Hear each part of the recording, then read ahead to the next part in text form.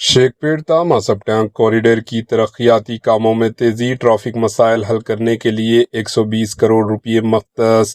حیدرآباد میں ٹریفک کا بڑا منصوبہ، شیخ پیٹ تا ماسب ٹینک کوریڈور اپ گریڈ۔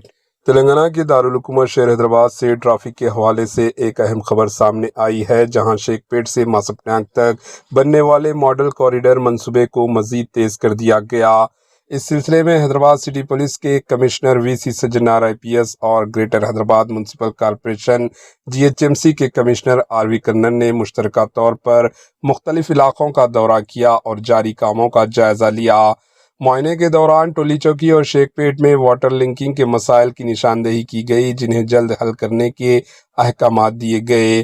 اس کے علاوہ برنداون کالونی اور SDI اسپتال میں نئے فٹ اوور بریجز تعمیر کرنے کا منصوبہ بنایا گیا ہے، تاکہ پیدل چلنے والوں کو سہولت فراہم کی جا سکے۔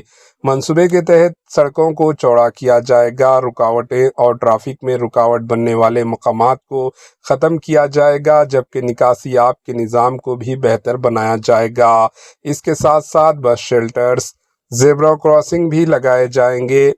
نانر نگر میں موجود روٹری کو کم کیا جائے گا تاکہ ٹریفک کی روانی بہتر ہو سکے، جبکہ پوچمہ بستی کو روڈ نمبر 12 سے جوڑنے کے لیے نئی سلپ روڈ بھی تعمیر کی جائے گی۔